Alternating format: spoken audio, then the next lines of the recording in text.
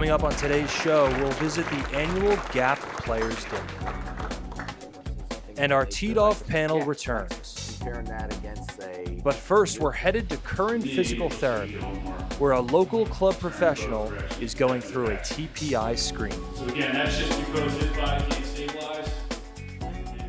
My name is Jamie Curran. I'm a physical therapist, master's degree, and with the GOPS thing, I have my level 2 medical professional Titleist Performance Institute certification. We're going to go through the TPI screen here with Anthony. He's a teaching pro over at Rolling Green, pretty good golfer, has been having some shoulder issues, so we're going to see if we can figure out from movement what the problem is and see how well he does move his body. So I want you to kind of get into this little 90-degree angle here and just give me like your setup posture, all right? Like an iron, if you're hitting an iron shot. As far as the TPI certification, I got the first level. So what we're looking for here, we say like 2019, and then transitioned during COVID. I was able to do the medical professional cert, and then every year you just have to kind of recertify. So his setup's pretty good here. He's already in neutral position, maybe a little curved up here, but nothing I would be too concerned about. From there, I want you to cross your arms like this. All right, so watch me first. I want to get an idea of how well you can isolate low back and pelvis, all right? So can you kind of tilt forward and backwards without much of anything else moving? So what I'm looking for here is how well does he do this, all right? If you can kind of see, he can get there. You see that like shake, that tremor? So that tells me he knows how to do it, but his muscles are kind of confused. So that tells me there's some limited stability here. So that's right out of the gates. I'm gonna say, all right, let's see if we can get that better. So what I'll do is I'll come in, give him some stability, and then see if that movement gets easier for him or if he gets more range of motion. Looks like the easiest way to explain it is you're trying to figure out how your body can or can't move. And then from there, what you're gonna do is say, all right, we're gonna put you through this screen, and based upon what you can't do, this is what we need to kind of work on from a fitness standpoint, you know? So it's kind of like a personal training with a very golf-centric basis. All right. A lot of times people, like, you know, they're training, they're going to the gym 4 or 5 days a week and they're doing stuff, which is great, but they could be doing stuff that's potentially causing problems. If you're a golfer and you want to get better, if you really start to build your fitness program around what your swing flaws are, you can really start to see improvement in distance and club head speed, accuracy, and I think one of the most important things is just reduction in injury, risk. So a lot of times people are going to force their body in the swings that they really just can't do at that time or shouldn't do at all, and that's where injuries come into play. I hate when I hear like, I can only play 8 or 9 because my back starts to bother me, my knee starts to bother me. Well, there's an issue there that we got to kind of fix, and if we can, you can get back to playing 18. So that's one of the cool parts of this role that I have. Being able to kind of assist people get back out there or help them improve.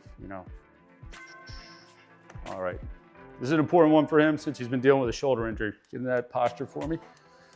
So some of this stuff we're going to check in normal posture. Some we're going to check in his golf posture or golf setup. All right.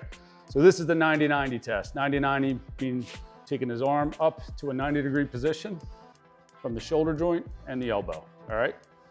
And then from there, what I'm going to have him do is just rotate his arm back. All right. What I'm trying to see is, can he get this forearm kind of past his neck angle? All right. He's not there, right? So this is his shoulder that's been a problem as well. I can feel it too. You feel it. All right. Mm-hmm. So then I come over here and keep that up there though. Check the opposite side. Let me see, go ahead. Even more limited, but from a right-handed golf standpoint, not gonna affect him too much. All right, so now that's his golf posture. All right, so now just give me normal upright posture. And I wanna see, does it improve? It does, all right? And that one improves too. It improves on upright, that's good, but he's playing in this position. So if it's limited here in his swing, it's going to affect his ability to do what he wants the swing to do. So that's why we check in that normal posture and golf posture. All right. Now that's probably the biggest thing that a lot of people don't realize in their golf swing. You're trying to get your arms this way, and that's probably, I think, the most failed test. It's 90-90. It's funny you say that. This is the most failed test usually, the next one I'm gonna have you do. Okay. And again, I think is one of the more I've played the game and the more I've studied the swing and the more I've watched the pros, their balance is impeccable. You see them with a foot up on a wall and they're in a trap and they can get that club to the ball and they don't lose their balance. You see so many golfers, including myself, you kind of fall out of your swing, whether you're trying to swing too hard or you're not stable. So what we're gonna check here is his single leg balance. We're gonna do it two ways. We're gonna do it with his eyes open. We're gonna do it with his eyes closed. The pros, 60 seconds to greater than a minute they can usually do. We'll see where Anthony is here. All right, so coming in the box here for me. We're gonna go right leg up first. So just get a feel for your balance. Once you feel stable, close the eyes.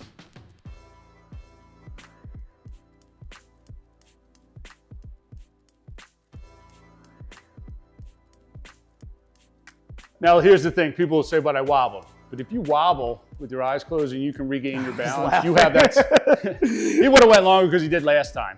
But what we'll also do is, and we check the other side, all right? So bring that left knee up. Once you feel stable, go ahead and close your eyes.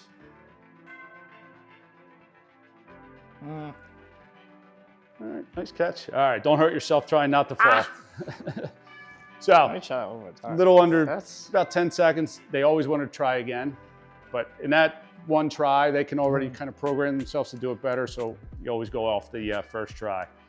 A lot of times they'll get frustrated, because I used to hit it 20 yards further. I don't know what's going on. And I've gotten lessons, I've got the equipment.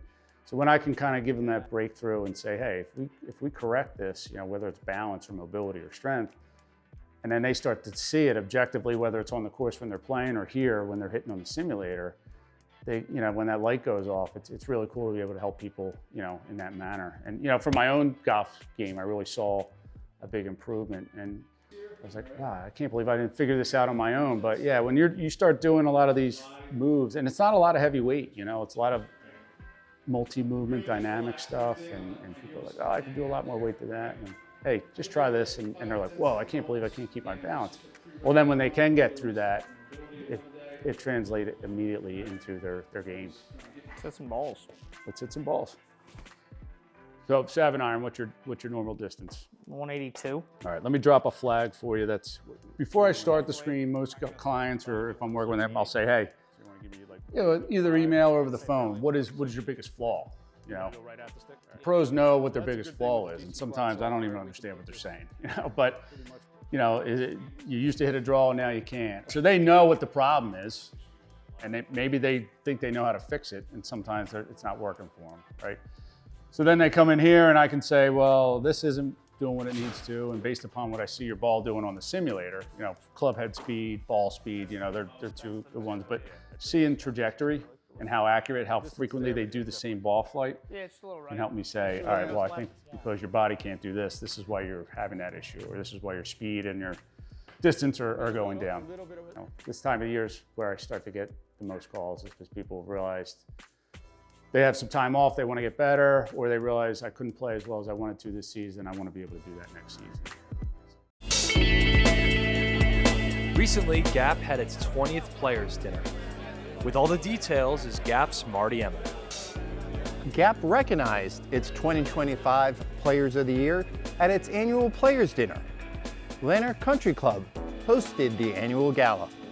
Hello, my name is Ken Phillips. I am president of the Golf Association of Philadelphia. I have the pleasure to be here. Thank you very much, and work with such a great team. Welcome to the 2025 Players Dinner.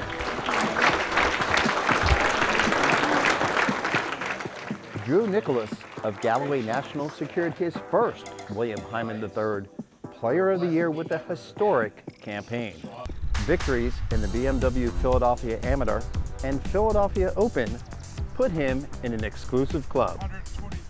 He's only the second player to win the two championships in the same season. Two championships that date back more than 121 years.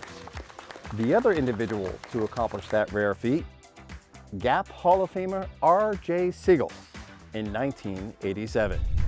If that wasn't enough, Nicholas was a Joseph H. Patterson Cup playoff away from being the first to win GAP's 3 oldest and most prestigious events in the same calendar year. Incredible. Drew Nicholas up to the stage to receive his Player of the Year award. I think anyone who plays GAP would love to, do something like this. And there's so many people that have come before me, people I admire and people I look up to, and so to be mentioned in a similar group as them now is something that's really important, and I don't take it lightly. The beginning of the summer, I kind of had this dark cloud over my head. I didn't know if I could ever return to that, point of competing. I didn't know if I could win again. You go through a lot. You fight a lot of mental battles out there with yourself, and you have a lot of self-talk, but I wouldn't trade it for the world. Ironically, it was in the Open where Charlie Barrickman of Radley Run appeared on the scene and wrestled command of the Junior Player of the Year race. Barrickman finished 3rd at Bitterman, behind only Nicholas and Philadelphia PGA Section Champion Braden Shattuck. Pretty good for a then 17-year-old. A missed cut at the GAP Junior Boys Championship in mid-June set Barrickman free. He developed a more, as he calls it, reckless approach. Stay in the round, stay in the moment, and make committed swings. I feel like I've had a lot of tournaments this year where I'm not hitting it great and I still can produce a good score. And I feel like this year especially, it's been I've kind of realized that I don't really need to hit it that well to play well. And I've stopped trying to play swing and started trying to play golf. In addition to the Philadelphia Open showing, he finished 2nd in the Delaware Junior Boys Championship, 2nd in the Jock McKenzie Memorial, and 2nd in the Harry Hammond Award. He tied for 4th in the Chrisman Cup, the Junior Stroke Play Championship. That was intense. First, I just want to thank GAP staff and volunteers for making all these events possible. I'm guessing this won't be the last time we talk about either of these players when it comes to year-end accolades. Jeff Frazier added a 3rd Senior Player of the Year to his mantle. It was a dominant year, topped with a historic performance in the event he's been pining to win since turning 55. The Senior Amateur Championship. At Berkshire Country Club, Frazier set the senior amateur scoring record of 8 under en route to the title. His victory not only ended his elusive chase, but also earned Frazier the GAP Career Senior Slam. Frazier joins Ledge Rock's Chip Lutz and Overbrook's Ray Thompson, 2 pretty good names in GAP lore, as the only ones to complete the GAP Senior Slam. That consists of the Warner Cup, the Chapman Cup, the Brewer Cup, and the aforementioned Senior Amateur. In winning the Senior Amateur, the Carlisle Country Club member also earned his 3rd consecutive Senior Silver Cross Award. It's recognition for the consistency that I have throughout the year, which I think is great. And I am getting more consistent. Not perfect yet. I think that's what, keeps us going is that's, I gotta, why can't I win them as many as I, feel like you should. But really, there's so many good players, it's really hard. It was another season of top performances for Frazier. He claimed his 3rd Brewer Cup, finished 3rd in the Francis B. Warner Cup, 12th in the 42nd Middle Amateur Championship at Riverton, and 2nd in the Pennsylvania Senior Amateur. Lastly, to all the guys back at Carlisle, thank you. I believe we're all at the age now where we realize how good we have it.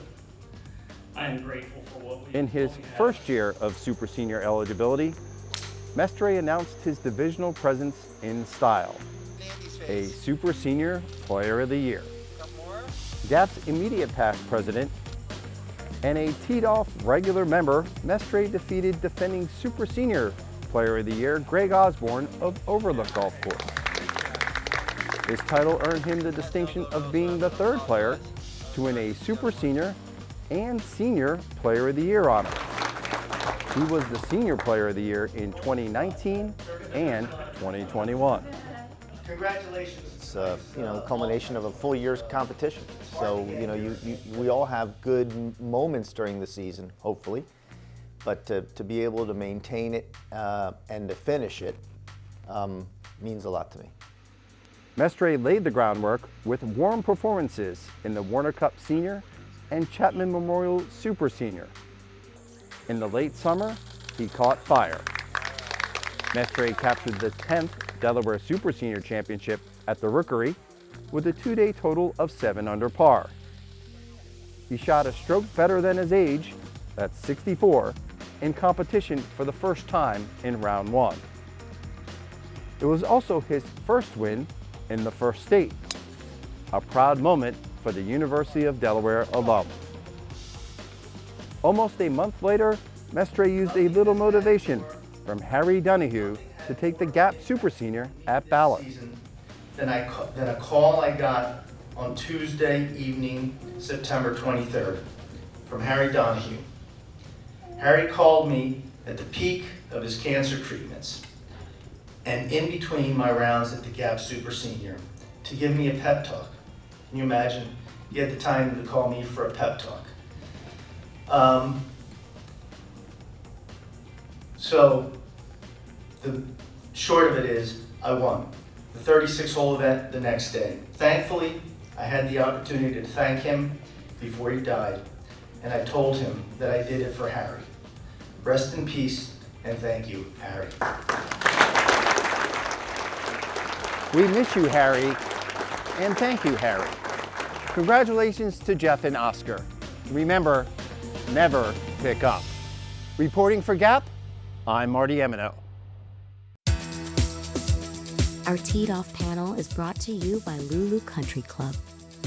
All right, folks, welcome back to Inside Golf. We are about to start our Teed Off panel. This is the first time we're doing this since our dear friend Harry Donahue has passed, and wanted to just take a moment to think about the fact that when I first sat on this panel with him probably 3 to 4 years ago, I admired the way I'd known him a little bit, but I admired the way he ran this role so well, just made the whole conversation so easy. I've subbed in for him once or twice, and it's just not that easy, and he made it just like falling out of bed. It was such a great experience to have had that with him. So Harry, thank you very much, and I hope you are watching from above and keeping a close eye on us and keeping us in line. On to one of his favorite topics. We're going to talk a little bit today about Golf Magazine's Top 100 listing. Here to share their views on it, we've got content creator Jake Stoutland. Thanks for being here, Jake. Thank you. You've been here once or twice in the past. Yes. President, Golf Association of Philadelphia, Ken Phillips, entering his 3rd year with the Golf Association and one of the leading golf associations in the country, and so thank you for your efforts, Thanks, Ken. Ollie. Thanks for being here. Thank you. And old buddy, Joe Logan. Joe and I go way back, and he goes way back with this show. MyPhillyGolf.com is Joe's website. Go there for all your local golf information on courses and news. So thank you for being here with us, Joe. And we're on site at Lulu Country Club. Now, one other thing about Harry's passing is he would always praise me as the best golfer at Lulu, the best looking guy at Lulu, and all this other stuff. And that's all gone away except for just slipping that in as quick as I could right there. So let's get to the topic at hand. So top 100 golf lists, and there's a variety of magazines that do it, but Golf Magazine came out with it recently, and it always is cause for conversation one way or another.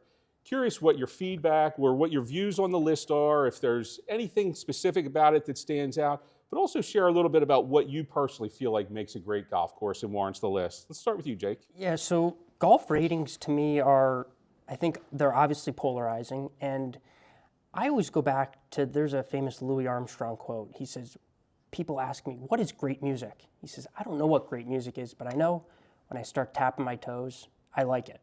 And for me, ratings become a way for people to judge a course, and I think that's too harsh. I think if you go out to a course and you're tapping your toe and you're having fun, then it's good. And if not, then not so much. But sometimes people really get caught up in the rankings, and I don't know. I think it's gone too far for me. Yeah, it's interesting. What's your experience and views of the rankings, Ken? Political. But when you look at the list, they're all great courses. You know, the top 100 in the world, you can put another 100 and 100 behind that.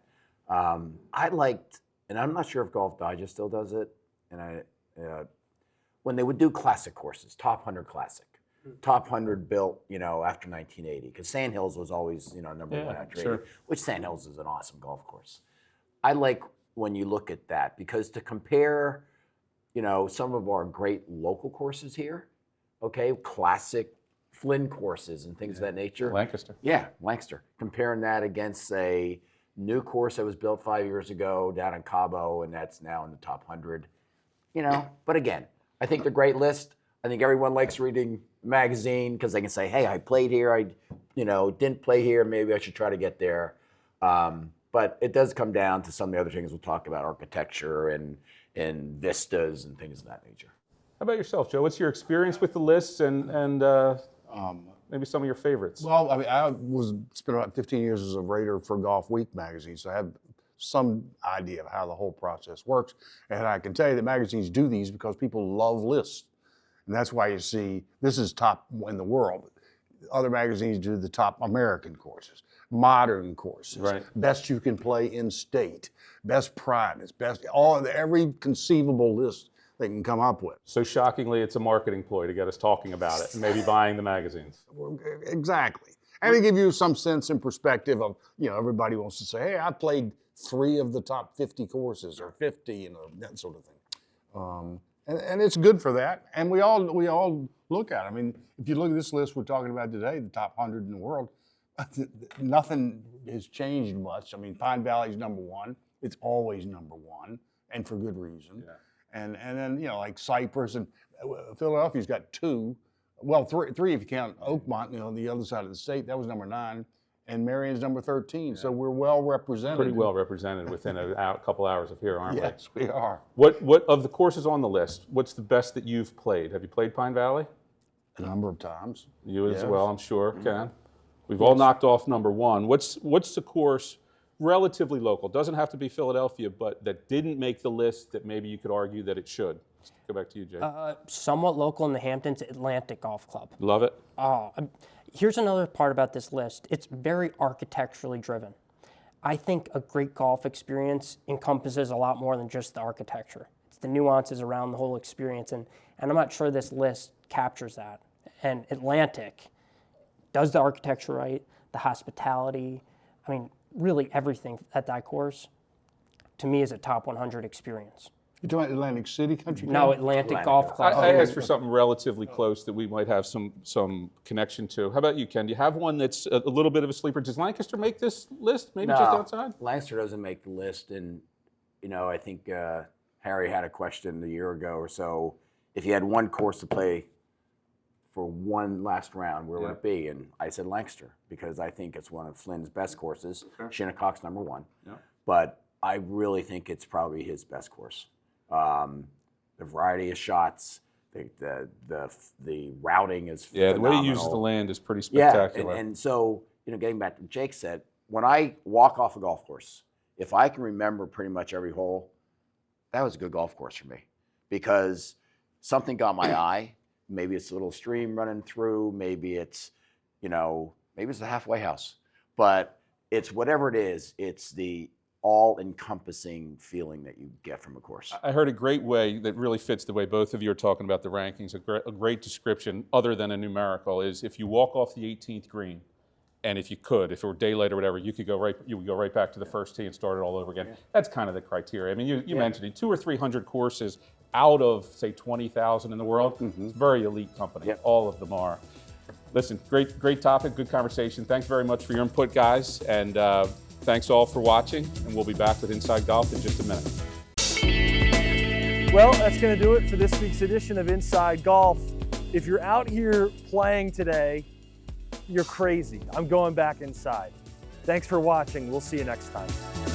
The 28th season of Inside Golf is presented by Destination Montco Golf, the first tee of Greater Philadelphia, the Philadelphia Association of Golf Course Superintendents, the Golf Association of Philadelphia, GAP, Jersey Man and Philly Man magazine, and Inside Golf's partner since 1998, the Philadelphia section of the PGA